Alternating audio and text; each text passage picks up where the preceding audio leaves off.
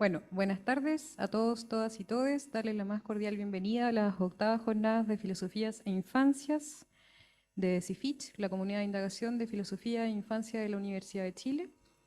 En esta ocasión nuestras jornadas están enmarcadas en los 50-53 años de infancia, resistencias y utopías, como un horizonte para repensar juntos y juntas. El día de hoy vamos a compartir en el segundo conversatorio de nuestro ciclo, que corresponde a ser niño y joven víctima de violencia política dictatorial. Vamos a conversar desde la perspectiva de los actores, testigos y trayectorias de lucha por la defensa de los derechos humanos. Nos acompañan Manuel Guerrero Antequera, sociólogo, académico de la Universidad de Chile, integrante de la Cátedra de Derechos Humanos, autor del libro Sociología de la Masacre, la producción social de la violencia, que fue editado este año por Paidós. Y también nos acompaña Mauricio Eibel Barahona, periodista e investigador. A continuación, vamos a dar paso a las intervenciones de cada uno de nuestros ponentes el día de hoy. Consideramos un tiempo entre 15 y 20 minutos para cada uno y posterior a eso recibir sus preguntas como asistentes para que podamos dialogar, que es lo más importante.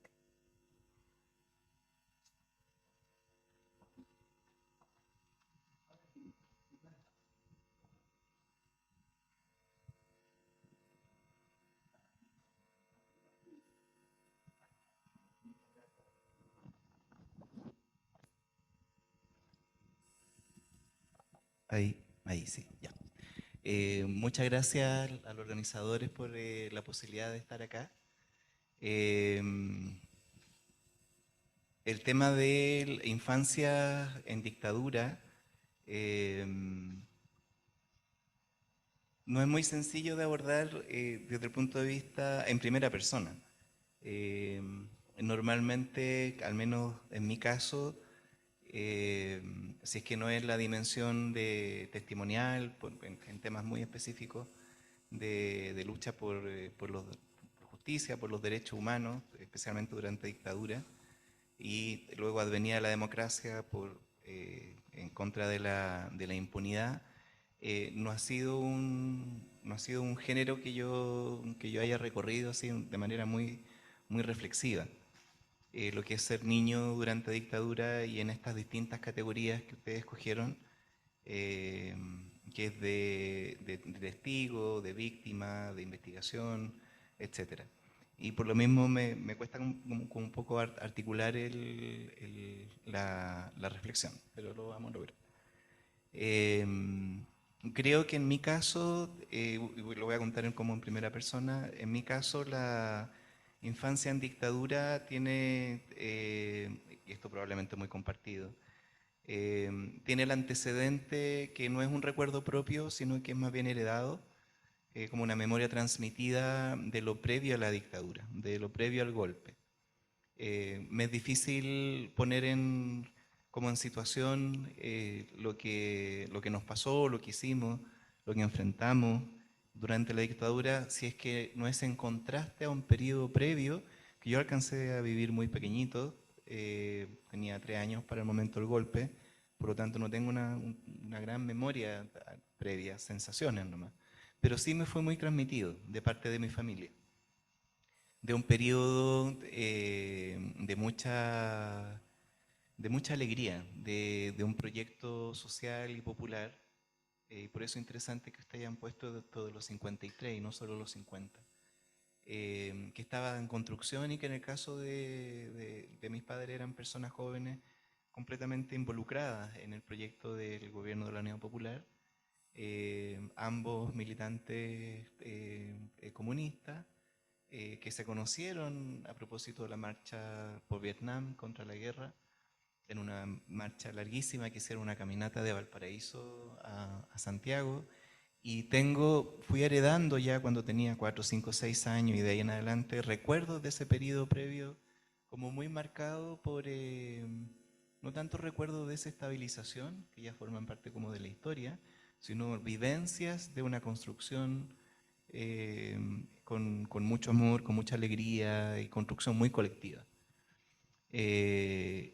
Y es eso lo que viene a ser interrumpido entonces como esa esa vivencia de una vida normal que está en construcción de un proyecto colectivo, viene a ser interrumpido con la dictadura. O sea, el recuerdo que se me transmite es cómo era antes y cómo es ahora, esa hora de la dictadura, que es una hora ya de una vida en clandestinidad, de cambios de nombre, de cambios de colegio, y de ahí, bueno, mucha historia en adelante que incluye muchos cambios de países, etcétera.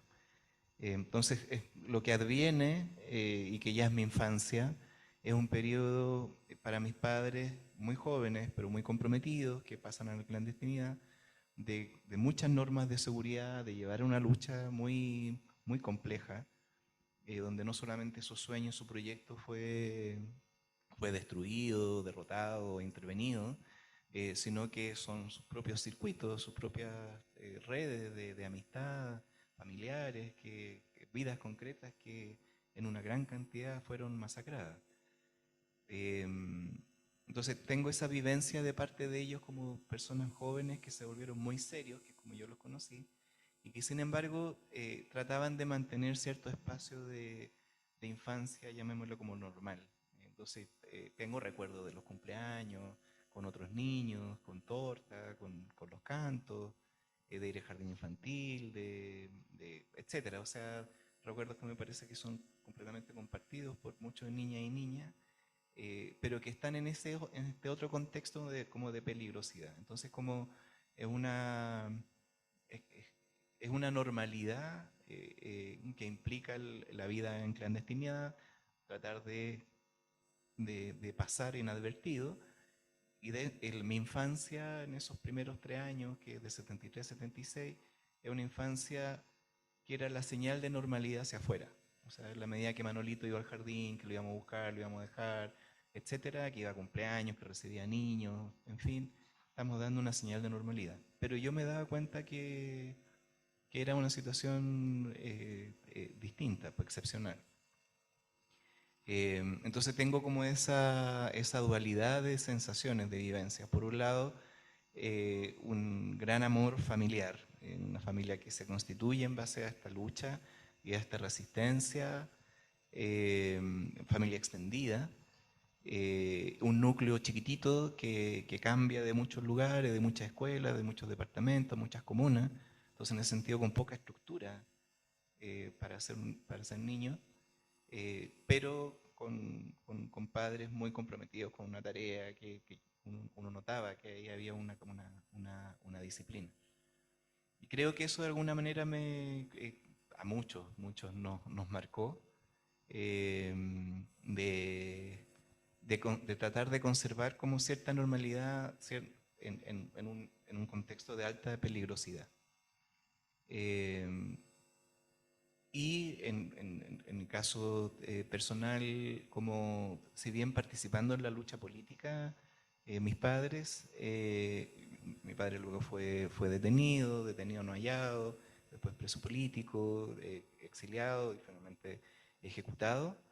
Eh, si bien yo tenía vínculo con organizaciones de defensa de los derechos humanos, no es desde esa identidad que se constituyó al menos esta parte de mi familia. Entonces, esta noción de víctima es una categoría con la cual a mí me ha costado lidiar. Además que sucede otra situación que probablemente también sea compartida por estas generaciones que vivimos esto, y es que si es que uno compara lo que eventualmente a uno mismo le pasó siendo niño, que evidentemente a la sociedad, una buena parte de la sociedad y a grupos específicos en particular, le violaron sus derechos humanos, como que nadie quedó indemne.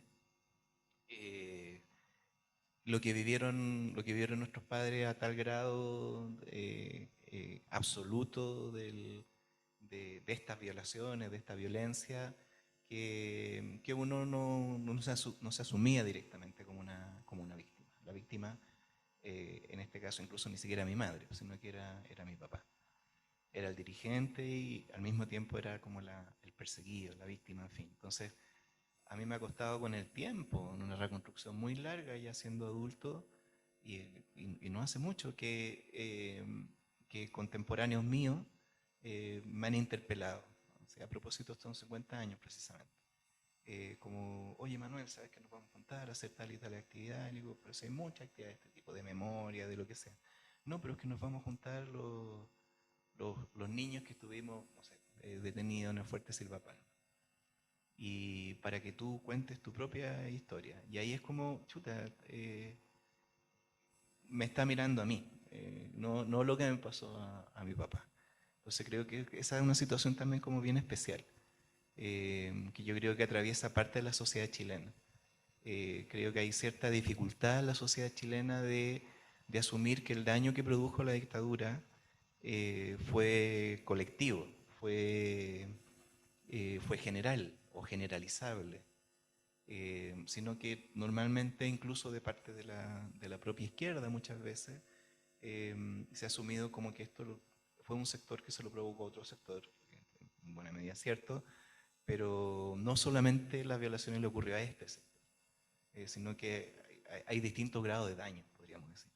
Y creo que dentro de quienes fuimos directamente objeto de la violencia, de la represión, se dan además estas distintas como matices, como identidades distintas. Y nos ha costado asumir, creo que el ejercicio del informe de prisión política, tortura al Vales fue uno de los ejercicios colectivos en ese sentido como muy potente, en que gente que asume que lo que le ocurrió también tenía todo el valor del mundo de ser testificado ante el Estado. Porque si bien quizás lo que ellos habían padecido no es comparable con lo que padecieron otros casos, por poner un ejemplo, Víctor Jara, así como muy fuerte, o Carmen Gloria Quintana, que te hayan sacado tu casa, te exoneraran, en fin, y te golpearan, te torturaran, es una violación de los derechos humanos. Entonces, esa es una dimensión de la infancia que creo que, si bien yo participé desde pequeño por el circuito político del cual participaba mi familia, en tribunales infantiles denunciando lo que le habían hecho a mi papá, llamando a la solidaridad internacional, quizás no entendiendo muy bien todo lo que significaba ese trabajo político que estábamos haciendo como niños, no, no lo asumía desde el lugar de la víctima, sino que más bien de quien acompañaba. Entonces creo que hay una situación como que tensiona a nivel de identidad y que creo que es interesante de reflexionar y de pensar cuáles han sido esos procesos de constitución de identidad, pero también cómo sociedad si hemos abierto los espacios para que puedan esas memorias también circular y con legitimidad. Creo que finalmente eso ha ido ocurriendo. Tengo la sensación que especialmente este año, con mucha fuerza en distintos formatos, por supuesto hay antecedentes, eh, eh, eh, a propósito del documental de Macarena Aguiló, el edificio de los chilenos y muchos otros material que se ha hecho, creo que este año como que en especial han circulado muchas voces ya distintas, y eso es súper interesante, como más coral en ese sentido. Eh, el tema de la investigación en estos temas creo que es una decisión ya mucho más, el activismo en estos temas por la memoria de los derechos humanos y ya el investigar en esta área, en mi caso fundamentalmente de las ciencias sociales, eh, yo lo observo como una decisión más bien ciudadana.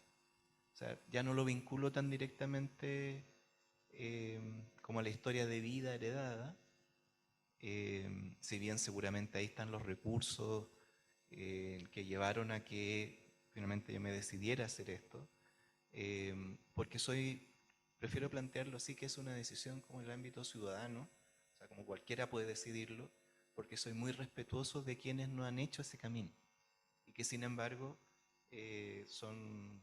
engrosan los listados del informe RETI o el informe Vales o son familiares de.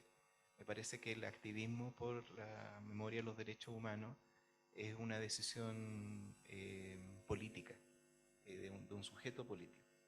Y así lo veo en el caso de las familiares, de las agrupaciones de derechos humanos, las más históricas, como la familiares de detenidos desaparecidos, los ejecutados políticos y muchas otras, pero sí también lo veo respecto de los llamados hijos, hijas y hoy día nietos y nietas.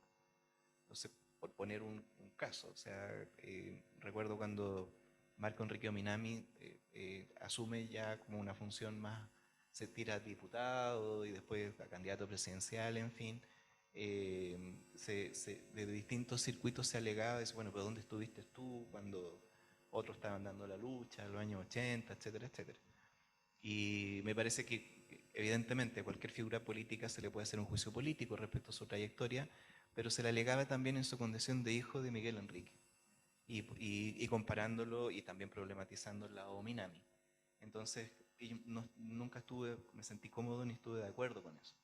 Si bien tenía diferencias con él, me parece que haya sido el momento que él haya decidido, estoy dando un ejemplo, en que finalmente asume, por ejemplo, hace ese documental con su padre, en fin, me parece absolutamente libre y que si hay alguien que no lo va a hacer nunca, no lo va a hacer nunca, no. Son procesos muy personales y la decisión de meterte en esa pelea, de agruparte con otra gente, de convertirlo esto en una trayectoria de vida, en una lucha, tú puedes entrar y salirte y volver, etcétera. Es una decisión tremendamente personal que no creo que está vinculado a lo familiar entendido como vínculos de sangre.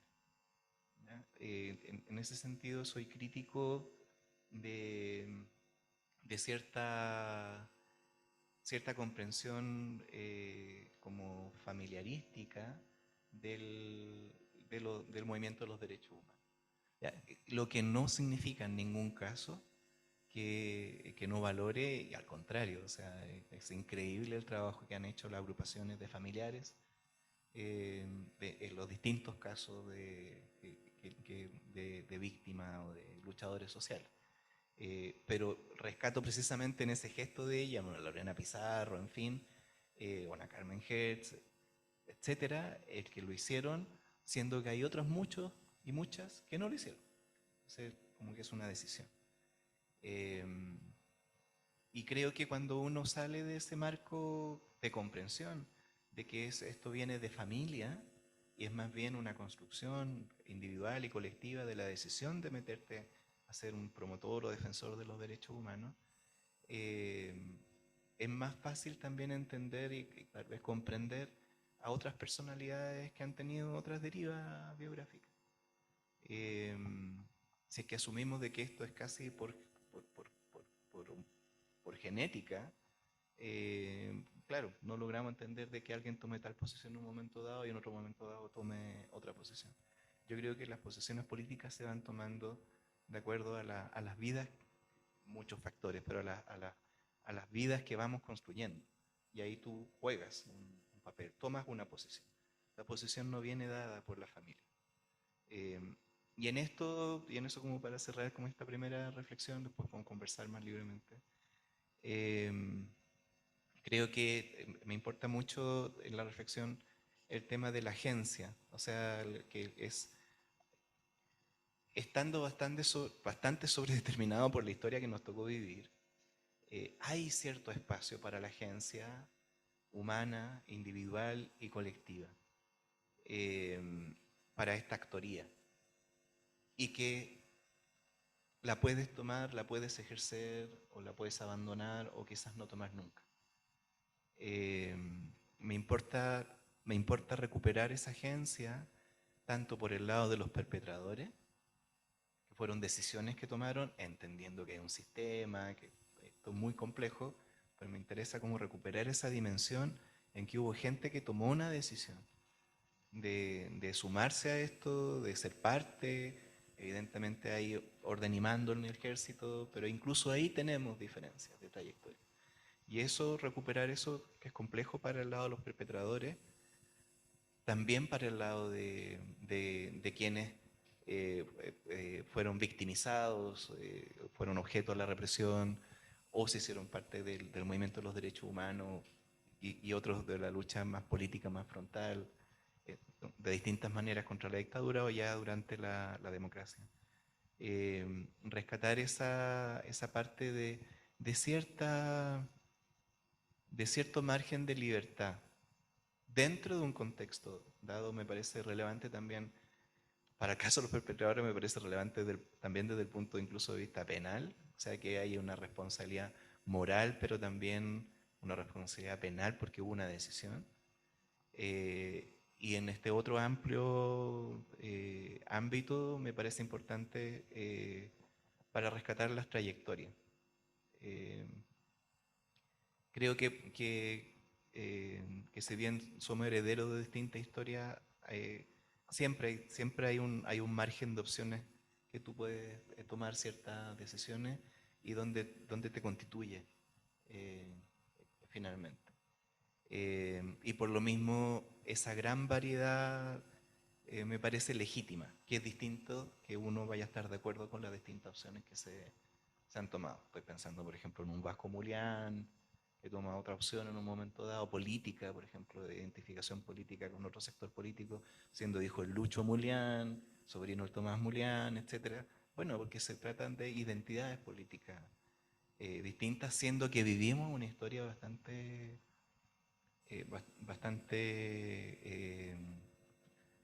semejante. Para los procesos de memoria social o de sanación, si es que se puede hablar en esos términos, de elaboración del trauma, me parece que esta dimensión también es súper importante.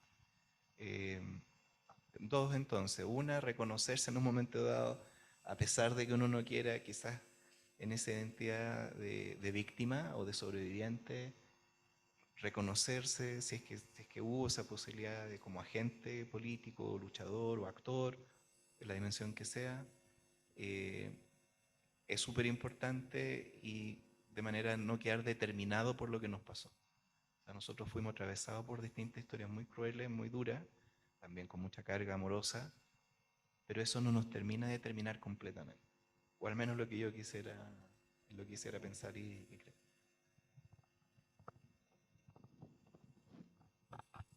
Muchas gracias, Manuel. Ahora damos paso a Mauricio y ahí hacemos un comentario general y abrimos las preguntas. ¿Aló? ¿Aló? Sí, se escucha ahí. Eh, Nada, yo estaba pensando a propósito de la libertad avanza, ¿no? Eh, no, estaba pensando cuánto uno puede escapar o no escapar de su tiempo histórico, ¿no? Yo nunca quise dedicarme mucho a los temas de derecho humano como periodista y al final, entre verdad o entre casualidad y no, terminé encontrando los archivos secretos de la dictadura y escribiendo libros sobre eso. Nunca quise vincularme mucho a los temas militares como periodista y terminé escribiendo el Milicogate, ¿no? Y hoy día trabajo en un programa de la UNESCO para protección de periodistas en América Latina, entonces no sé cuánto uno es capaz de escapar o no de su tiempo histórico. Pero bueno, dicho eso, quizás yo creo que es importante reflexionar sobre algo que quizás lo dejamos de lado, ¿no? Y es que la infancia y la juventud es un territorio en disputa para los regímenes autoritarios, y antes de entrar en lo personal, ¿no? Para los regímenes autoritarios, para los regímenes totalitarios, ¿no? Hay una obra de teatro de Bertolt Brecht, la pueden ver, que se llama Terror y miserias del Tercer Reich, que un poco es una fábula sobre eso, ¿no? Y lo digo porque una de las cosas que más me sorprendió cuando yo leí esos, deben haber sido 100.000 hojas de archivos secretos de la dictadura, una de las cosas que más me sorprendió era la profunda preocupación sobre cómo tomar el control, por así decirlo, de la juventud, ¿no? En expresiones de los propios jerarcas de la dictadura, ¿no? Con las distintas visiones que ellos tenían entre sí, que no era una visión monolítica, estaba la visión nacionalista, la visión corporativista, la visión neoliberal, ¿no? Hay un oficio que es bastante irónico, ¿no? De Gordon, jefe de la policía secreta, ¿no? Humberto Gordon, en que escribe al Ministerio de Educación muy preocupado por la existencia del lucro de la educación, ¿no? Pero en el fondo él está preocupado no solo porque exista el lucro, sino que básicamente porque como hay lucro, se desvían recursos para formar la juventud leal y nacionalista que el régimen necesita.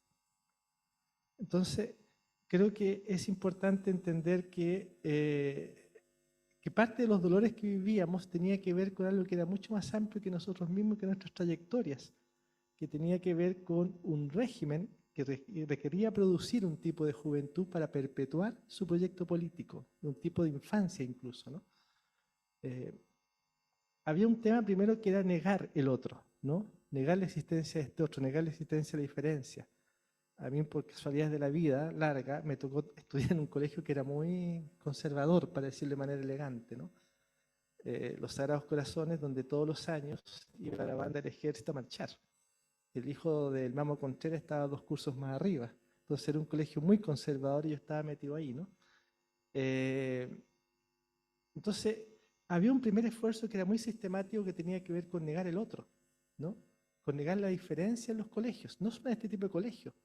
Me acuerdo que en algún minuto también, revisando todos esos archivos, encontraba un documento, ¿no? En que un chico de un liceo en Santiago, la CNI va a espiarlo y sacan un informe sobre él.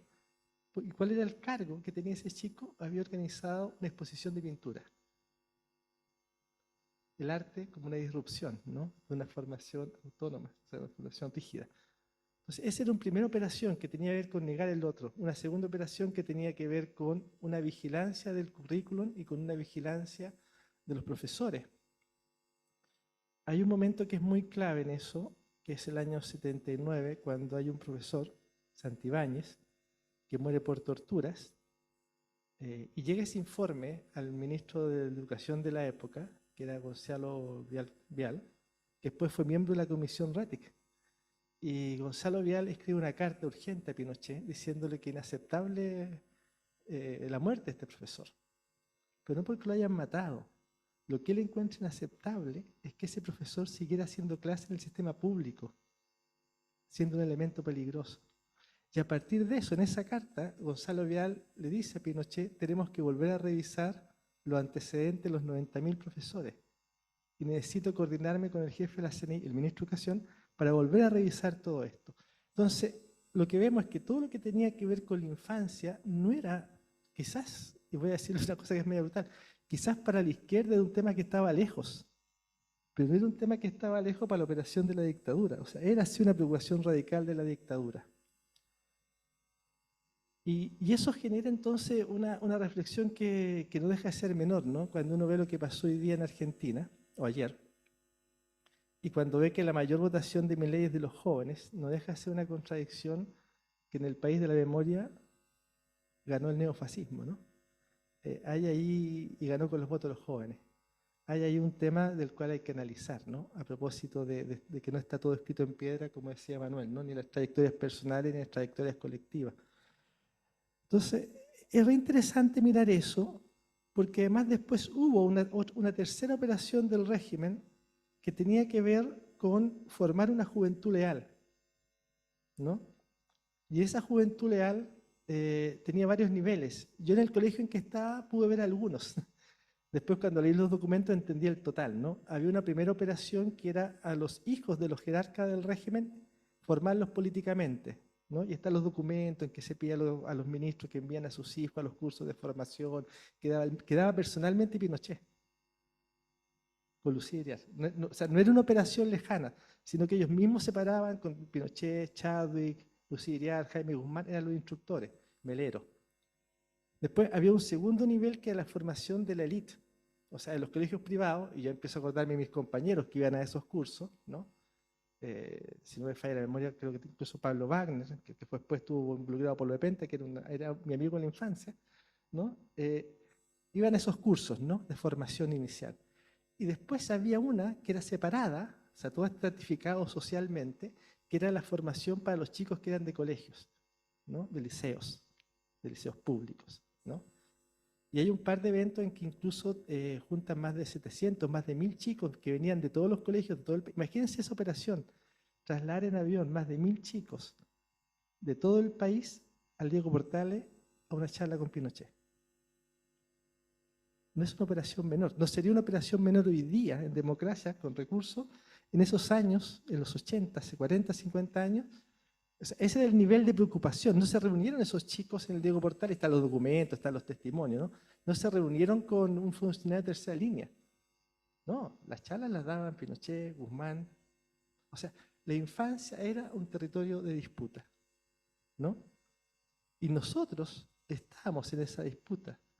Silenciar nuestras vidas, silenciar nuestros dolores, silenciar nuestro entorno, silenciar nuestros imaginarios, era parte de esa construcción de ese otro nacionalista, de ese otro que quería apuntar a una sociedad, no sé, neoliberal eterna, ¿no? Que en parte está, pero bueno. Entonces, ese era otro elemento que era importante, ¿no? Que yo en parte lo intuía estando en este colegio que era muy conservador, que estuve ahí casi toda mi vida, ¿no? Después me cambié a otro colegio que era más el Francisco Miranda, que era todo lo contrario. Y fue un shock cultural, pero bueno. Pero luego también hay otro elemento que es importante y que todo este plan de la dictadura, y eso tiene un aprendizaje para el día, para los tiempos que vivimos hoy día, todo este plan de la dictadura, este cierto sesgo, yo lo digo que es un sesgo, porque no es que lo sea, es un sesgo, una pretensión totalitaria que es distinta al autoritarismo, ¿no? O sea, cuando tú ves los documentos y ves que se meten incluso en espacios de micropolítica, a ver qué es lo que se enseñaba en clase, cuáles eran las pruebas que se tomaban, ¿no? Todo ese un poco de aire, un poco de sesgo totalitario, en realidad se empieza a diluir, ¿no? Se empieza a diluir cuando surge la organización social, cuando surge el movimiento social, ¿no? Yo cuando entraba acá veía que había una afiche de un estudiante secundario asesinado, ¿no? En esos años. Cuando surge esa organización social, cuando también hay una barrera en los colegios católicos, ¿no? Y en fin, otra serie de fronteras, el régimen se da cuenta de que hay un límite para su acción. O sea, incluso dentro de su tremendo poder habían ciertos límites. Y eso queda escrito ahí, ¿no? Está escrito en todos esos documentos. Y hay cosas increíbles en esos documentos. Por ejemplo, está todo el tema de que estos oficios son como los mails de hoy día, como los chats, ¿no? No había chat, aunque los jóvenes no crean, no había chat ni había mail, entonces eran los oficios. Y por ejemplo, hay una discusión muy larga desde qué edad exiliar a los niños. Y al final deciden que se deben exiliar cualquiera que sea mayor de 13 años. Porque entonces, voy a repetir las palabras de ellos, son irrecuperables. Entonces, te das cuenta cómo había un sistema, ya había un régimen, había un gobierno, ¿no? Que consideraba a la infancia como un territorio de disputa estratégica, ¿ya? Y por otro lado, yo no sé si desde la izquierda existía ese nivel de conciencia. O sea, sí, había cursos de formación y eso, pero no tengo claro que fuera tal nivel de conciencia como sí lo tenía, digamos, la dictadura, ¿no?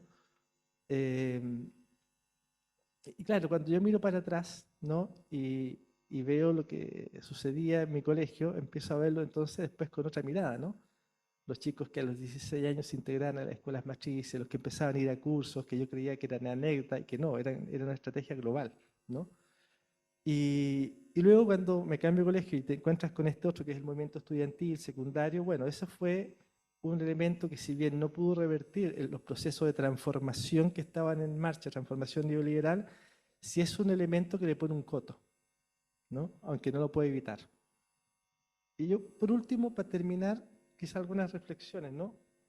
Yo creo que todo lo que está sucediendo, lo que sucedió, muchas veces lo vivimos, pero fuimos capaces de entenderlo mucho tiempo después. Porque muchos de estos procesos existieron sin que tuvieran una expresión o una denominación. El Holocausto, recién a fines del Holocausto, la Segunda Guerra Mundial, surgió el concepto de genocidio, ¿no? Antes no existía. Y todas las matanzas, masacres que hubo antes no tenían una palabra que las denominara. Lo que sucedió en América Latina hoy día académicamente se le llama prácticas sociales genocidas, pero esa es una expresión que surgió en el 2009, ¿no? Y hoy día estamos enfrentando una serie de transformaciones que también tienen que ver con el lugar del sujeto social, de las personas, de lo público, en fin, y tampoco tenemos una expresión que las resuma, ¿no? Estamos tanteándola, ¿no? Que capitalismo es la vigilancia, que, en fin, economía de la conducta, miles de expresiones. Pero creo que es importante estos espacios para poder reflexionar sobre eso. Y yo hasta hace 2 días decía una frase y la decía con convicción, hoy día digo con mucha menos convicción. Pero no deja de ser cierta. Y es que en la larga historia de la humanidad, bien o mal, con errores, con avances, con retrocesos, solo 2 países fueron capaces de, desde su proyecto, ¿no? Desde su ciudadanía, hacer verdad, justicia y memoria, que fueron Chile y Argentina, ¿no? Excluye a Alemania porque Alemania fue después de una derrota militar, que, en fin, es otro proceso. Pero solo en Chile y Argentina tú encuentras que hay un número enorme de gente presa, más allá que en Chile se escapara el dictador, ¿no? Pero en Argentina llegaste a tener 400 militares condenados, en Chile 255, que no es una cifra menor. Acá donde estuvo presa la presidenta Bachelet es un parque La Paz, Villa Grimaldi, donde estuvo preso Mujica es un shopping. Entonces, hay una construcción que no sabemos cuál es la importancia que va a tener, que es la memoria, esta memoria social, pero creo que lo que pasó en Argentina también nos advierte, ¿no? Que esa es una construcción que no está escrita en piedra, ¿no? Sino que requiere sostenerse política, social y económicamente, incluso diría yo. Eso. Yo creo que si uno tuviera que resumir quizás esto en un término más humano, yo diría y que es una sensación que después también tuve como adulto, ¿no? Que en la infancia y en cierta adultez había una enorme distancia respecto al país que habitaba, ¿no? Porque claro, esa enorme distancia respecto al país que habitas tenía que ver con que efectivamente había una política de negación del otro, y yo era el otro, ¿no? Por lo tanto, creo que ahí también hay un tema, ¿no? De cómo trabajamos eso, porque yo creo que esas políticas que en un momento eran hacia un sector político, nos guste o no, hoy día se expresaron, o se reconvirtieron, o se reexpresaron hacia sectores sociales.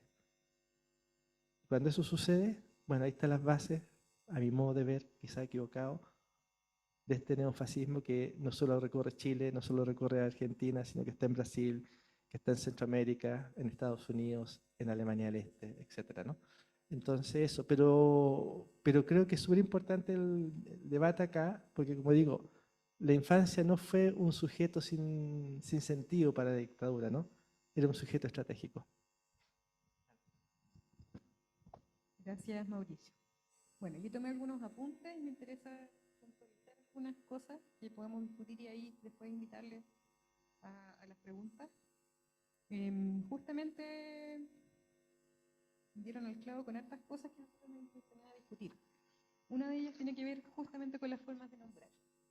Por tanto, nosotros insistimos en llamarnos comunidad y centrarnos en la infancia, pese a que trabajamos también con niñeces, justamente por esta decisión de pensar en cómo se piensa a los niños y las niñas en tanto categoría política, categoría social. Y desde ahí es que nos preguntábamos cuál era la forma de nombrar esta experiencia propiamente tal.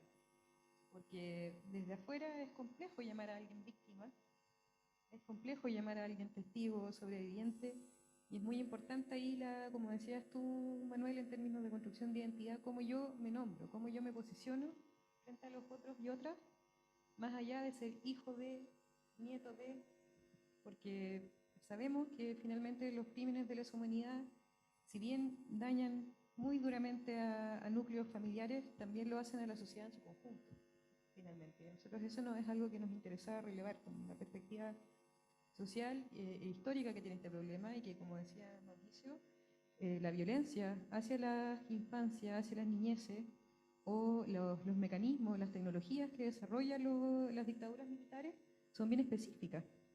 En el caso de Chile tiene que ver con el asesinato de los padres, justamente con esta sensación de orfandad, de desintegración del núcleo familiar por el exilio y otras formas de violencia.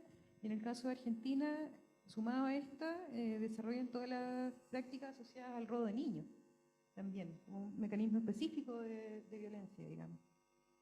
Entonces, eso por una parte. Y por otro, me llama mucho la atención lo que señala Mauricio en torno a esta discusión que dan en torno a la edad, que es un tema problemático cuando uno habla de infancia.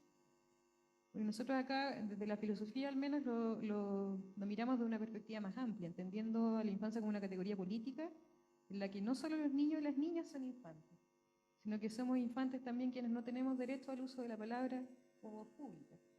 Yendo como a la etimología del término, en que mujeres, esclavos, personas con problemas de salud mental en la Grecia antigua quedaban fuera de la discusión en la poli. Eran denominados infant, digamos. Y lo que tú señalas en torno a los 13 años, podríamos rastrearlo hasta ahora incluso, en que acá en Chile las personas tienen ciudadanía cuando dejan de ser niños y niñas, ¿cierto? A los 18 años termina el trabajo con la Convención de Derechos de Niños y Niñas, pasan a ser ciudadanos y ciudadanas, sin embargo son imputables ante la ley desde los 14 años. Ese es el corte que se establece. O sea, no podemos hacer uso de nuestros derechos políticos, pero sí, si delinquimos, si quebrantamos el orden social, digamos, somos imputables y tenemos que ser sometidos a procesos. Procesos en los que además no nos podemos representar. Tenemos que recurrir a un defensor. Y de ahí enhorabuena que surgió la Defensoría de la Niñez también. Entonces, esos me parecen como elementos que podríamos quizá darle una pequeña vueltita antes de pasar a lo que quieran compartirnos desde el público. No sé quién de los dos quiere...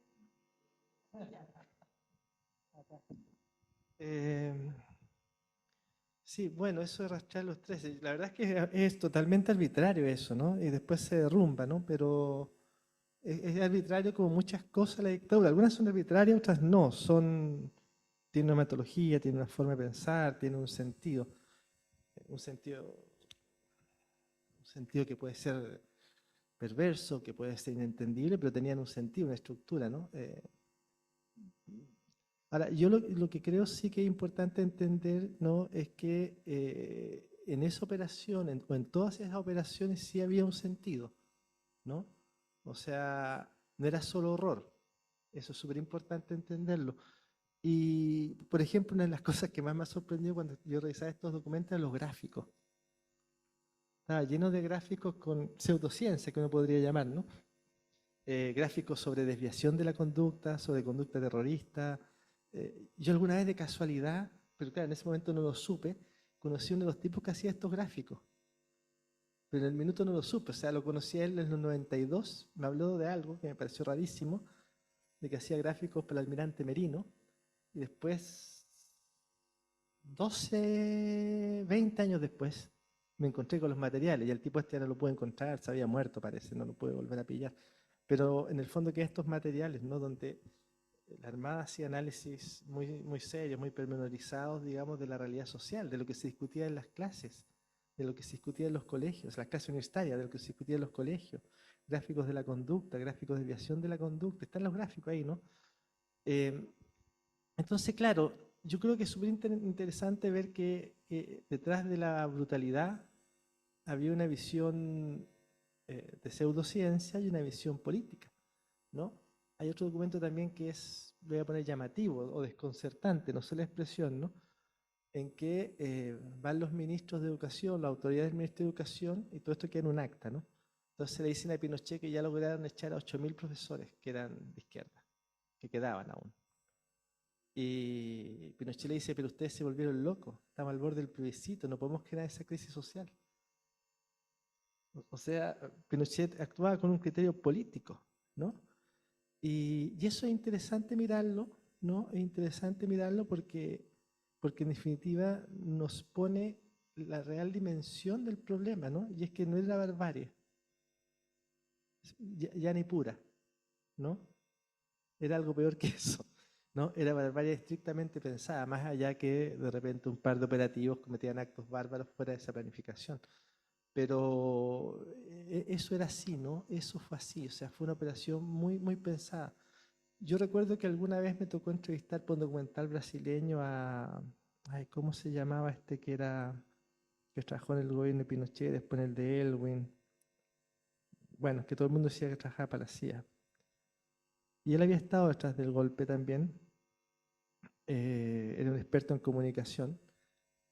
Entonces él nos explicaba para este documental brasileño, se murió hace poco, que en definitiva la decisión de bombardear la moneda fue una decisión esencialmente de operación psicológica. Willowy, sí. Gracias por el Alzheimer me tiene mal, pero Willowy, ¿no? Que él explicaba esto en cámara. Lo grabábamos todo para este documental brasileño que se llama El Gran Hermano, que es la historia de Brasil en el golpe. Entonces Willowy nos explica, mire, la decisión de bombardear la moneda, no lo dice él, pero en el fondo la decisión de bombardear la moneda desde Estados Unidos es para que fuera una operación psicológica social tan grande que esto impidiera cualquier alzamiento, ¿no? Entonces, claro, yo creo que nosotros lo que nos faltó mirar o nos ha faltado ver más es, ok, aquí había una operación en marcha que era mucho más grande de lo que pensábamos, ¿no? Que tenía planes desde la infancia hasta la economía, hasta el teatro, la televisión, ¿no? Y esa operación yo creo que no ha sido quizás estudiada con todo lo que quisiera. Me hay algunos trabajos interesantes, Yanko González, Los Más Ordenaditos. Hay unos chicos que eran hijos de una profesora de la aplicación que entre tres escribieron varios papers, Nesder creo que se llaman, sobre esas cosas, pero no hemos hecho una reflexión profunda de cómo se pretendió instaurar desde la infancia, desde abajo incluso, no solamente desde la infancia, pero instaurar una sociedad nueva, digamos, abarcando el todo, ¿no? Y abarcando también espacios, que uno puede decir, de micropolítica como la sala de clase, ¿no? Eh, Eso yo creo que es interesante mirarlo y creo que eso de los 13 años que a uno le llama la atención, bueno, tiene que ver con eso, ¿no?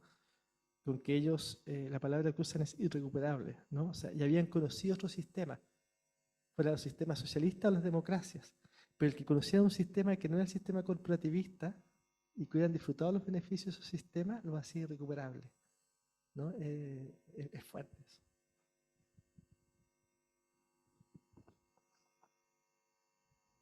Me parece súper interesante como la reflexión, la postura que se toma acá respecto al concepto de infancia, porque eso permite la reflexión, por un lado, lo que tú planteabas, es decir, de dónde cada uno se posiciona eh, frente a los otros también.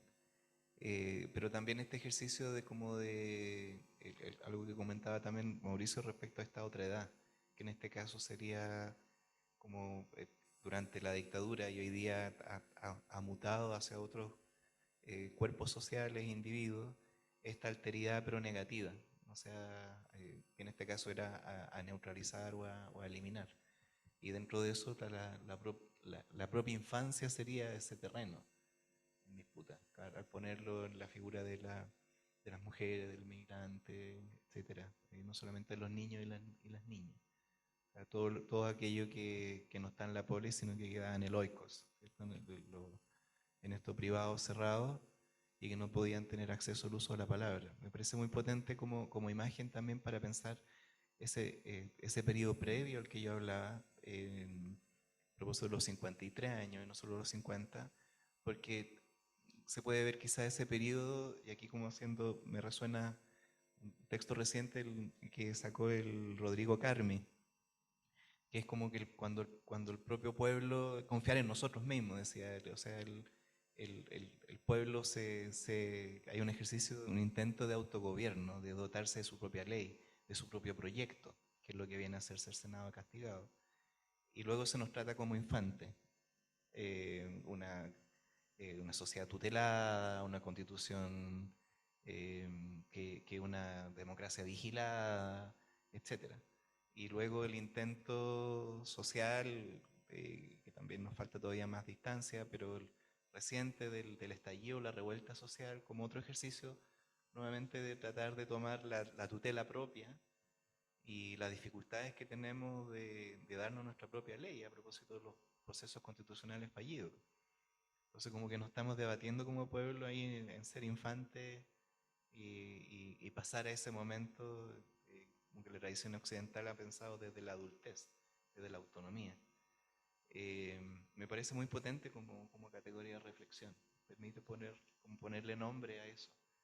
Y ahí como advirtiendo un riesgo respecto a esto de salir de la infancia como el momento de la autonomía plena, y por eso es que era imputable la ciudadanía, etcétera, porque no solamente no reconoce lo que pasa, comillas, en forma previa, y las diferencias que hay en estas distintas infancias, por ejemplo, que trabaja, los que ya, o sostiene una familia, o es madre con hija, etcétera, eh, sino también el recorte que se hace respecto a esta adultez que decide por todo el resto. Y, y quizá ese recorte el que está sublevando el propio o transgrediendo estratégicamente un Milei, que lo vota la juventud y le habla a la juventud. Entonces, porque hay una percepción clara de que están siendo excluidos del uso de la palabra.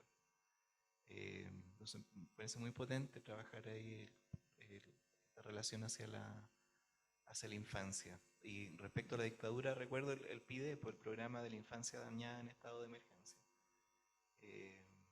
Y que, claro, no son solamente los niños y niñas, sino que eran todos los que estaban involucrados en esa realidad. También quienes estaban siendo perseguidos, relegados, negados en su singularidad, en su voz propia.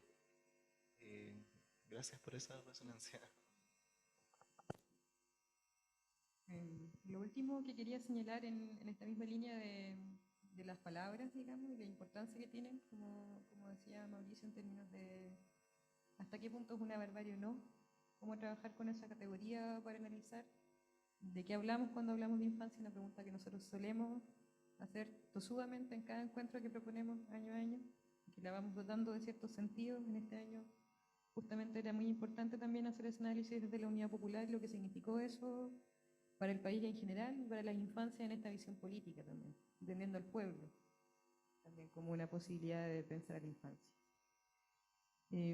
Respecto de la palabra, digamos, y esto que señalaba Manuel antes, de que tienen su tiempo para surgir y para permitirnos nombrar lo real, me resuena mucho a un libro que publicó Cristina Rivera Garza hace unos años atrás, que se llama El invencible verano de Liliana, donde ella cuenta la historia de su hermana, que fue víctima de lo que hasta ese momento se denominaba un crimen pasional, un crimen de odio. Porque en México no existía en ese tiempo en el corpus legal la palabra feminicidio, para poder nombrar la violencia específica a la que había sido sometida su hermana como mujer asesinada en el marco de una relación de pareja, no un matrimonio además. Entonces ahí la importancia de, como decían ustedes, de juntarnos a pensar y cómo nombrar esto que nos pasó y que también nos devuelve a la infancia en el sentido de que no necesariamente encontramos las palabras precisas para poder darles un nombre y procesarlas en términos de experiencia tanto personal como colectiva, en realidad. Y ahora, bueno, quedarme todo el rato con el micrófono, que fome, les pido a ustedes que nos acompañen hoy día, si tienen alguna pregunta, comentario que nos quieran hacer, para poder seguir conversando.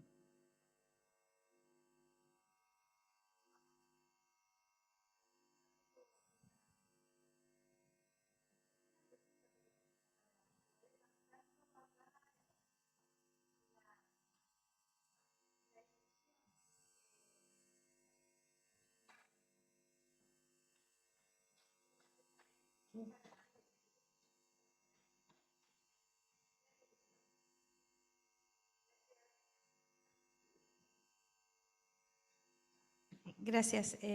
Bueno, no sé si es una pregunta, pero para lanzar ahí una conversación y sumar ahí al planteo de ustedes, y que tiene que ver con esta figura del niño joven. Cuando ustedes hablaban, claro, de que aparece esta figura de niño joven en tanto dominado, ¿no? En tanto cooptado por estas lógicas de la violencia y de la imposición de lo que han sido las dictaduras. Pero también, yo no sé si ahí ustedes concuerdan en esta figura de la amenaza, que tanto también niños jóvenes en tanto amenaza. No tanto como esta figura de la dominación, sino que en tanto amenaza. Estoy pensando en lo que fue la revuelta, que cuántos jóvenes fueron mutilados y eran a los jóvenes que había que atacar, eran los que aparecían ahí en la resistencia. Porque justamente son estos jóvenes los que aparecen ahí en las veredas, ¿no?, de la resistencia, aparecen en las veredas también de la protesta, aparecen ahí justamente el día 18 de octubre, ellos aparecen en la subterraneidad, por decir así, aparecen y salen a flote en base a esta idea de resistir y a esta idea de reclamar. Entonces, ¿cómo se logra analizar desde la perspectiva de ustedes esta figura del niño joven en tanto amenaza también.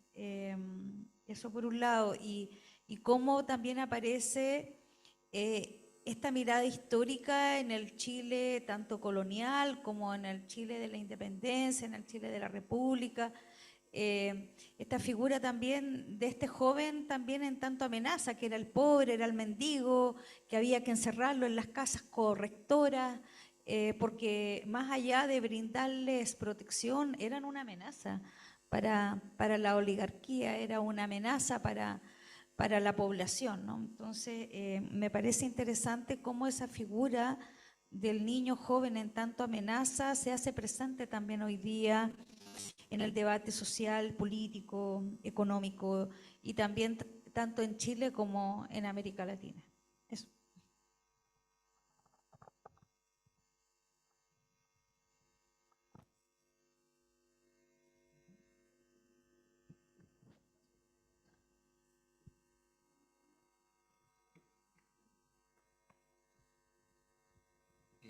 Sí, gracias por la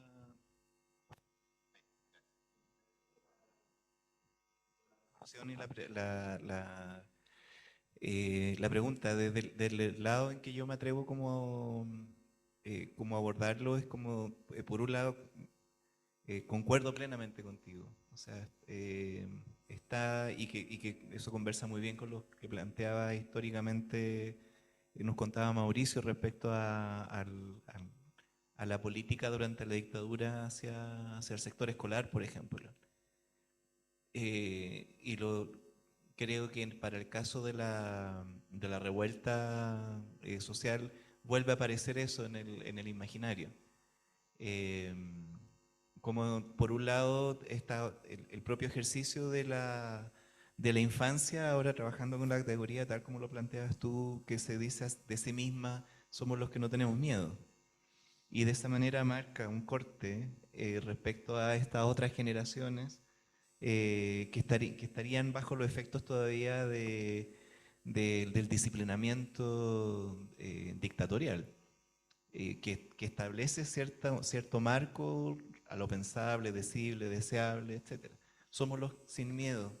Entonces, lo del torniquete como con una expresión de rebeldía y que enciende la pradera de alguna manera, en una forma muy masiva, muy masiva, muy voluminosa, muy larga y con distintas formas de expresión. No solamente la violencia, sino también mucha asamblea, mucha creación cultural, en fin, que no se le da suficiente realce normalmente en estos relatos. Y ahí, claro, las juventudes por un lado están en este ejercicio, infancias de, de apropiación y de construcción de una identidad, eh, y ya no solo desde la impugnación, o sea, ya no solo como antagonismo, sino abriendo un espacio, generando un espacio. Pero al mismo tiempo está esto que planteas tú de que se le ve como una amenaza que no se es capaz de nombrarla, o sea, cuando el presidente Piñera dice por cadena nacional estamos frente a un enemigo implacable, etcétera, o sea, oye, pero si son los escolares. O sea, nuevamente, que era un ejercicio que también se hizo durante la dictadura, que era para poder justificar la represión, se dotaba a los victimizados de características poco menos sobrenaturales. Entonces se convertían en una amenaza. O sea, esa es la construcción del enemigo interno, de esa forma. Yo creo que están esos pares. Ahora, hay un tercer elemento, si uno puede agregar, que a mí ya durante ese periodo me preocupó bastante, me incomodaba mucho, que es por un lado esta como reconocimiento frente a una infancia que no ha tenido reconocimiento, mediante el salir a lo público y de forma tan masiva se les reconoce, o sea, están pugnando por reconocerse.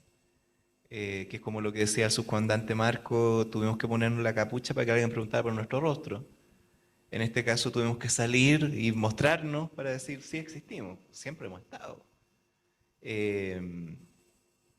Hay un ejercicio de reconocimiento, pero al mismo tiempo pasó esto de que con la primera línea se da como una especie, no me estoy refiriendo a ellos mismos como actores que están ejerciendo algo, sino como cierta romantización desde el resto de la sociedad, que no la ve como amenaza, una parte de ella por supuesto, y sobre todo los relatos actuales. Sin embargo, sabiendo de que están yendo prácticamente a la muerte, viernes a viernes, les aplaude esa actitud. Hay una actitud de valentía, pero a mí me sorprendía mucho aquí respecto al llamado mundo adulto, de cómo un sistema político y partidos políticos, etcétera, que no fueron capaces de procesar las demandas que habían, como que se termina poniendo en la primera línea esa responsabilidad. Y durante mucho, mucho tiempo.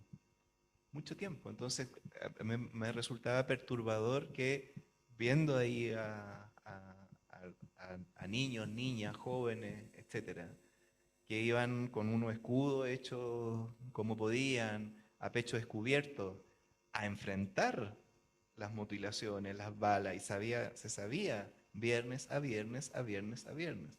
Había como una especie de fiesta, como de gladiadores, como que el mundo adulto asumió en un momento dado, ya queda en ello y asume como un lugar de público. Y eso me parece perturbador en la relación que hay hacia esto que tú nombrabas, que se convierte en cierta, es etiquetado como amenaza. En otro momento se le etiqueta como que ellos nos van, es la solución, pero hay como un descargo de responsabilidad propia, no de parte de estos actores. Y eso a mí me parecía muy problemático, muy problemático. O sea, como una especie de fiesta, sabiendo que era una fiesta donde estos jóvenes iban cayendo. Entonces creo que hay una... y lo mismo ocurre respecto de la delincuencia juvenil, por ejemplo, hoy día, y muy ligado a la migración, de acuerdo a los últimos estudios que han salido. O sea, se identifica delincuencia prácticamente con migrantes. Que es como nuevamente un otro que está ahí y que no forma parte de nosotros. Entonces, no sé cómo será eso, problematizarlo. O sea, nuevamente la infancia ya sea como oportunidad, como amenaza, o como pasa a ser una alteridad prácticamente total. Y ahí como que me interesa pensar esta noción de adultez como autonomía. O sea, ¿por qué no pensarla más bien como relacional? O sea, cuando se habla hoy día de las crianzas más colectivas, que no es la mamá con su niño nomás, sino que podemos ver grupos sociales que criamos juntos, por ejemplo, para que puedan haber distintos roles. Ahí creo que hay otra subjetividad circulando, empezando a circular, más relacional, más colectiva. Me asusta cuando ponemos también a la infancia y a la juventud, ya no solo como amenaza, sino también como la solución única y como este gran otro. Y que claro, cada cierto momento vuelve a aparecer. Esa es la reflexión como que me gatilla tu... Sí, creo que coincido con Manuel. Estaba pensando que, a ver, dos cosas, va a ser breve. Una que se supone, no sé si hay un estudio más serio, ¿no? Pero muchos de los chicos que estaban, o chicas que estaban en eso que se autodenominó primera línea, no todos, pero muchos provenían del Sename. Entonces, se estaba haciendo descansar, ¿no? La posibilidad de un cambio, de levantar una propuesta de transformación, de mejoramiento, la palabra que quieran ponerle, justamente en quienes eran los olvidados del sistema, ¿no? Yo cada vez que tengo que colocar un ejemplo de cómo somos a veces los periodistas ciegos ante los hechos, pongo el Sename. O sea, 1000 chicos, chicas murieron en el Sename antes que nos diéramos cuenta, en democracia, ¿no? Entonces acá había eso, pero que tampoco es tan lejano, porque yo sé que alguna gente no está de acuerdo con esto, pero en dictadura los partidos de izquierda tenían unidades de combate, grupos de infiltración en las Fuerzas Armadas con chicos de 14, 15 y 16 años. y menos. Y nunca yo he visto que la izquierda llegue a una reflexión. En realidad no era tan sensato tener chicos de 14, 13 años manejando granadas, ¿no? Entonces creo que hay un tema ahí, ¿no? O sea, esto de la infancia en disputa. Yo estoy seguro que si nos vamos a Gaza, nos vamos a Ucrania, vamos a encontrar sobre todo Gaza, ¿no? Vamos a encontrar estas realidades. Entonces es interesante pensar, digamos, yo no sé si son los chicos una amenaza, ¿no? Todos, son ciertos sectores, ¿no? Entonces, por una parte es cómo nos paramos frente a esos sectores, cómo desde los sectores adultos, más políticos, más organizados, se asume eso. Yo siempre pensaba, ok, cuando esto se acabe, porque de momento el estallido se iba a acabar, ¿qué iba a pasar con esos chicos? Lo iban a perseguir igual que pasó con los descolgados, que le llamaban así de los movimientos sociales, jóvenes post-dictadura. ¿Qué va a pasar con ellos? Y lo otro que me parece que hay que darle una vuelta, digamos, es el hecho de que como en un país que pretendió ser desmemoriado, para poner de una forma muy simple, estoy siendo muy coloquial, ¿no? Como sin embargo ciertos símbolos, ciertas tradiciones, ciertas ritualidades se transmitieron intergeneracionalmente, ¿no? Creo que ahí también hay un espacio de reflexión que es interesante mirarlo, ¿no? Porque finalmente estos chicos del Sename eran chicos sin familia, sin tradición política, sin espacios sociales robustos, y estaban ahí. Bien o mal, estaban ahí, ¿no? También eso creo que hay que darle una reflexión, digamos, cómo eso se produjo. Y lo último, bueno, yo creo que generalmente nos sobreexigimos, no sé si la palabra es correcta, pero en el fondo los derechos humanos como una expresión jurídica no tienen más de 80 años. No estoy hablando de los derechos del hombre, la Revolución Francesa, sino los derechos humanos, ¿no? La Carta. No tiene 80 años. Las mujeres votan hace cuánto, 60 años, ni un siglo. O sea, estamos viviendo un proceso de cambio. O sea, pues yo siempre digo a los estudiantes de periodismo, recuerden que en los últimos años desaparecieron dos productos culturales que en mi infancia eran habituales, ¿no? La carta y el diario impreso. Desaparecieron. Desaparecieron dos productos culturales, se fumaron, ¿no? Estamos viendo un momento de cambio, pero yo no sé si es un momento de cambio positivo. Creo que hoy día lo que nos está pasando a propósito de estos neofascismos, a propósito de este nuevo capitalismo, creo que es súper complejo. Yo no sé si lo que estuvimos viviendo fue los últimos aires de una sociedad capitalista que ya no existe, donde teníamos estas discusiones y estos debates sobre la infancia, los actores sociales, o eran los primeros indicios de esta otra nueva sociedad que algunos llaman sociedad instrumentaria o como le quieran llamar, ¿no? De estas burbujas de la cancelación, donde los grandes relatos se devienen, se reducen a storytelling, ¿no? O sea, se acabaron los grandes relatos, se acabaron las grandes narrativas, hoy día el storytelling, que vacía al ser humano, ¿no? Entonces, y donde ahí nuevamente la juventud es la que se construye desde ese storytelling, ¿no? Lo que importa es vender. Lo que importa es... No tiene nada que ver con lo que estamos hablando, pero es una preocupación que me obsesiona, entonces lo voy a plantear. Lo que pasa es que el capitalismo tradicional se basaba en la producción de manufacturas, en la extracción de materias primas, ¿no? Este sistema, no sé si lo podemos llamar capitalista o no, pero este sistema se basa en la extracción de datos conductuales y en la modelación de conductas futuras. O sea, el valor de Google, ¿qué hace Google? Extrae datos conductuales y predice modelación de la conducta. Ese es el valor de Google, de Instagram. Eso es lo que venden, ¿no? La promesa de que pueden extraer datos y modelarlos, las conductas, ¿no? Entonces, ok, ¿qué significa eso para las infancias? ¿Qué significa eso para la juventud? ¿Y qué significa eso más globalmente, ¿no? Porque el capitalismo tradicional requirió un tipo de gobierno, la democracia, requirió el liberalismo. Pero este nuevo sistema, que yo no sé si es un capitalismo exactamente, que se basa en la extracción de datos conductuales, en la modelación de conducta, que se basa no en la división del trabajo, sino en una división del aprendizaje social, en estos términos. ¿Qué tipo de gobierno va a requerir? ¿El de los chinos?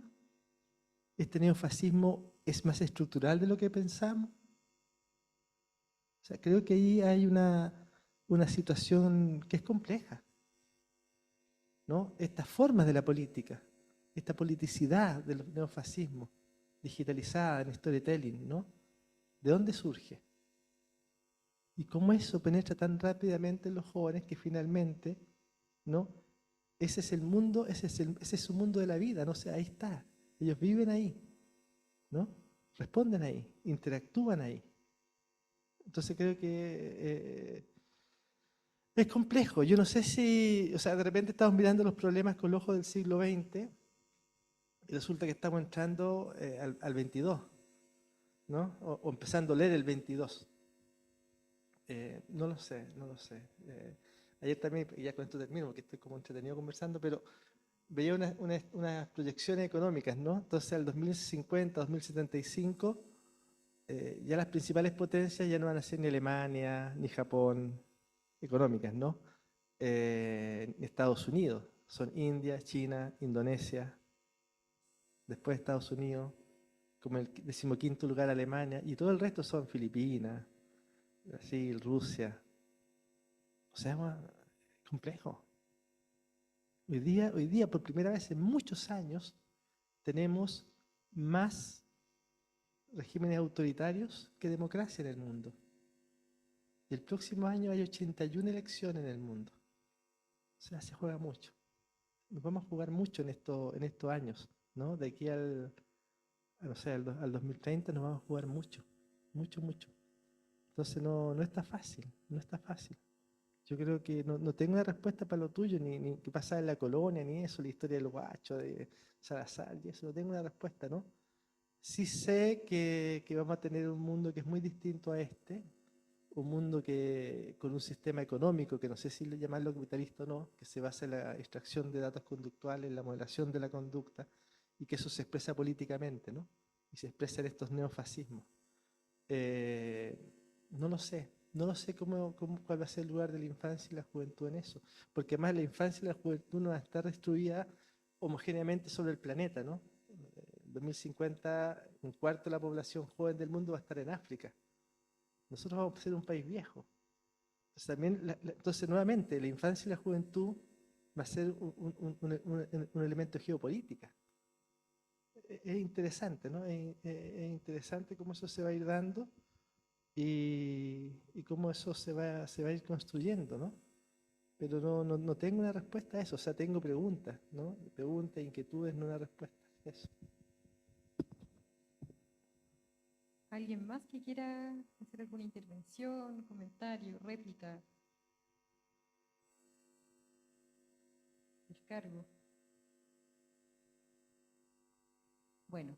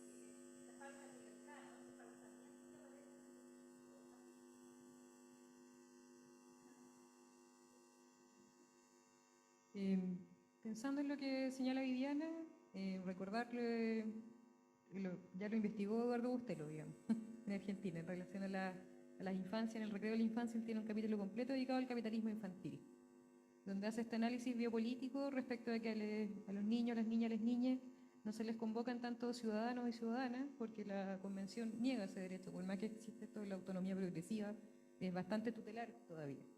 Sí, contribuyó a limitar la discrecionalidad a los tribunales de menores, eso ciertamente, pero este concepto de interés superior es bastante complejo de analizar. Y dentro de ese mismo libro él señala con mucha claridad esto, el problema que hay a través de organizaciones transnacionales y cómo apelan estas a las niñeces en tanto consumidores, cómo están formando ahí o apelando desde ese lugar, digamos, y la complejidad que tiene justamente como una atención más hacia, como decía Manuel, esta relación entre adultez y niñez. No te dejo participar, pero sí me interesa venderte mis productos. Complejo. Y como señalaba Mauricio en términos políticos, bueno, estas personas que se posicionan desde estos discursos fascistas saben muy bien jugar ese juego también, de cómo utilizar las redes, TikTok, todo ese tipo de plataformas que llegan directamente a un público más infantil y juvenil, digamos, con mensajes súper directos y que se replican, pero muy rápidamente, digamos.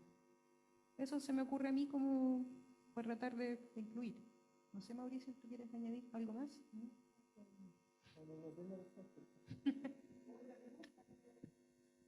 No, yo, bueno, quizás para complementar, porque no tengo una respuesta, sino que, o sea, creo que este nuevo sistema económico que emerge, que surge, que ya un poco lo atisbamos, requiere un nuevo sujeto económico, un nuevo sujeto político, social, que es distinto al del capitalismo, ¿no? Es distinto. Hay una académica de Harvard, Shoshana Zuboff, que tiene un libro que se llama El capitalismo y la vigilancia, ¿no? Que es un libraco como 900 páginas, pero es muy interesante, está escrito con este típico estilo gringo, ¿no? Entre ensayo, entre mucha cifra, datos, mucho antecedente, entrevistas.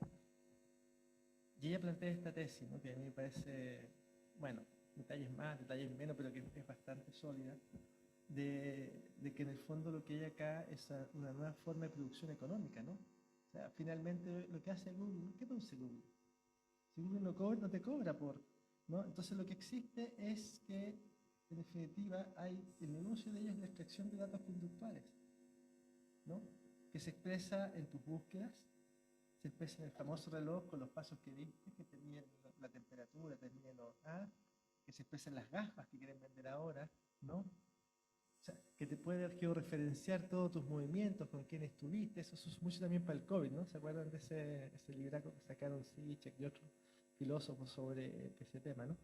Entonces, creo que hay ahí una situación que es muy compleja, con cuál es el tipo de sujeto que ese sistema económico requiere, que es distinto al sujeto del capitalismo, y que también implicar una nueva posición respecto a dónde se sitúan los actores sociales. Se puede construir un poder alternativo, un proyecto alternativo desde esos lenguajes, desde esas estructuras, desde esas, ¿no? No lo sé, yo no tengo respuesta, estoy planteando solo preguntas, ¿no? Pero, de hecho, ella introduce dos conceptos que uno los puede revisar, estar a favor o en contra, pero el de sociedad instrumentaria, que es la sociedad como una técnica de poder en la cual permite este tipo de sociedad, y el de totalitarismo instrumentario, ¿no? Donde en el fondo, bueno, ella deja entrever la diferencia de ese totalitarismo con lo que plantea Hannah Arendt, ¿no? Pero creo que ahí hay una cosa interesante de mirar, ¿no? Porque cuando uno empieza a ver estos procesos después de la realidad en América Latina o en el este de Europa o en otras partes, dice, ok, sí, aquí hay un espacio de esto, ¿no? Yo lo mido desde lo mío, del prisma, empiezo a ver cómo ciertos patrones, ¿no? De agresión, ataque a la libertad de expresión se van volviendo cada vez más globales, se van volviendo cada vez más sistemáticos y cada vez más parecidos, ¿no? Entonces lo que está pasando de repente en Bielorrusia es similar a lo que está pasando en El Salvador, lo que está pasando en Sudán es similar a lo que está pasando en Gaza. Entonces empezamos a ver patrones similares, ¿no? Y es interesante mirarlo porque hay operaciones que a veces no las miramos, ¿no? Por ejemplo, la tecnología intervino en la forma en que generamos la memoria. Antes nosotros no sabíamos los números de teléfono, ¿no? Hoy día no lo sabemos, ¿no? La tecnología hoy día, en cierta forma, interviene en los procesos de pensamiento, porque metemos un par de preguntas y ChatGPT nos escribe la respuesta, no las pensamos, ¿no? Entonces, ahí hay operaciones, y hay un filósofo francés que a propósito de eso, que se llama Eric Sadin, que dice que en realidad lo que estamos viendo, y con esto termino, no es no es un simple cambio, sino que es una disrupción antropológica. O sea, lo que estamos enfrentando es una disrupción en la forma del ser humano, porque este sistema económico requiere otro tipo de humanidad, ¿no? Entonces, esa creo que es una pregunta súper académica, yo no tengo ninguna respuesta para eso. O la forma que yo me he acercado a pensar eso es desde las narrativas, del periodismo, de otro lugar, que no tiene que ver con esto, ¿no? Que no le voy a dar esa lata. Pero creo que hay ahí una serie de cosas que mirar, ¿no? Una serie de cosas que ver. O sea, salir de la tecnología como un espacio curioso, un espacio de artefacto, y entenderla como una transformación que es más profunda, ¿no? Creo que ahí hay algo que mirar, que verlo, ¿no? Es un poco aterrador si lo piensan, que a partir del uso de estas redes, países que tenían tremendos trabajos en la memoria terminan apoyando a negocianistas de la memoria, ¿no? Es tremendamente aterrador que a partir de esto se puede influir de esa forma, ¿no? En las percepciones de la gente. O sea, cuando tú ves y ves a miles de personas saltando el Capitolio de Estados Unidos, en un país donde hay libertad de prensa, donde hay equilibrio informativo, ¿no? Cuando ves esas miles de personas asaltando Plan Alto o el resto de los edificios de gobierno en Brasil, uno no deja de preguntarse, bueno, ¿hasta dónde esto es posible, no? Porque finalmente las burbujas de la cancelación, el aislamiento de las personas, claro, si uno lo equipara a lo que te planteaba Hannah Arendt, ¿no? Con la destrucción del hombre, usando la palabra hombre como lo ponía ella, ¿no? El aislamiento del ser humano, el aislamiento del hombre, la destrucción de la persona moral, es muy parecido a la operación que hoy día vemos en las redes sociales que mayoritariamente usan los jóvenes. Entonces, es súper complejo el escenario, porque yo tengo el temor, no alcanza, no sé si una tesis, pero el temor de que este auge de los fascismos, estos neofascismos, no responda a una situación táctica, sino que responde a una transformación que es más estructural de la sociedad. Y eso lo hace muy complejo. Gracias, Mauricio. Manuel. Se está armando el debate ahora que estamos cerrando. Porque en el fondo creo que estamos recorriendo una pregunta con la que Mauricio recogió también el planteamiento cuando yo hice la primera intervención, y él abría la reflexión respecto cuán posible es para una persona escaparse de su tiempo histórico. Y ahí ya está instalado un poco también esta aproximación que yo comparto en buena manera, pero no completamente, de cuando estos sistemas, esta estructura, estos cambios, finalmente van también ya no solamente registrando estas tecnologías, sino modulando las conductas. Y no la conducta actual, sino además la futura, que es la tesis del capitalismo de la vigilancia, y que son tecnologías que funcionan así. Pero ahí nuevamente uno puede decir, pero sin embargo, esto no es del último año, esto es una tendencia que viene ocurriendo, y sin embargo hubo revuelta. Y sí ganó Bolsonaro, y sin embargo ahora está Lula. Entonces, como que las cosas, si bien hay una tendencia que no es muy auspiciosa en estos momentos, tampoco está completamente cerrada.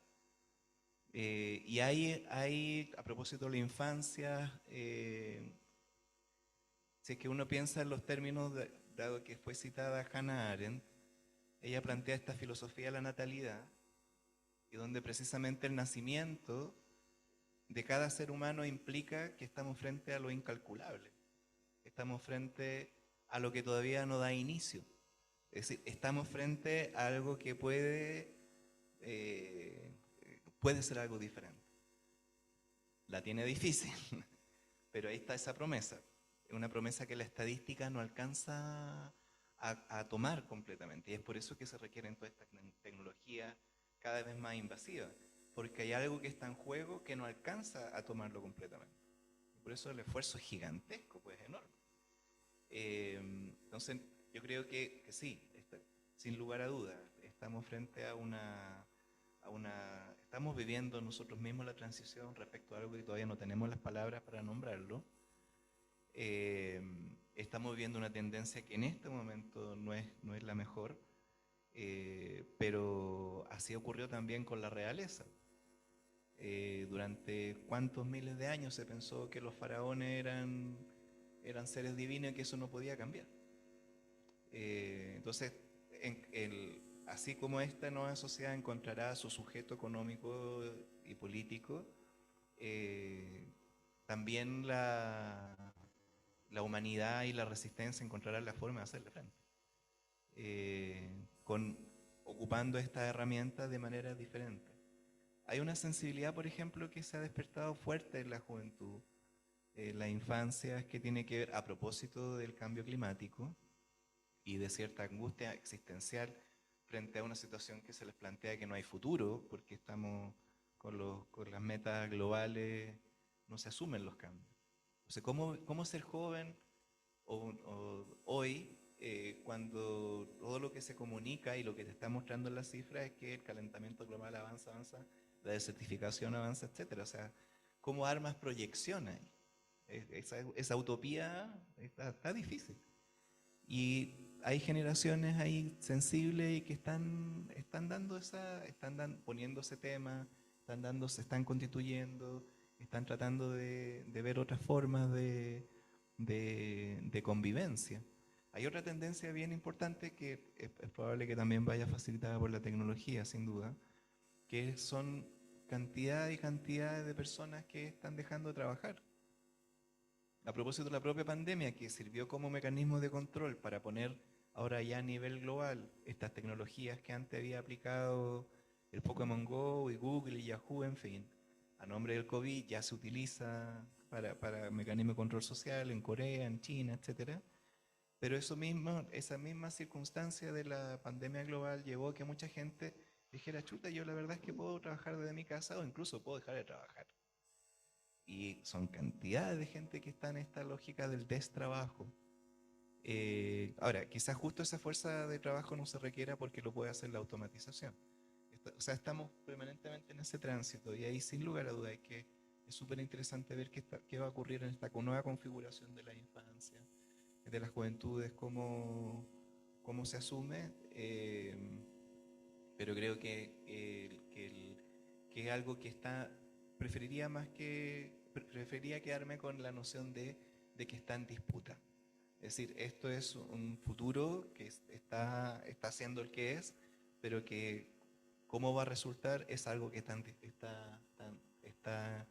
disputa y no está completamente, no está cerrado, no puede en su propia naturaleza estar cerrada.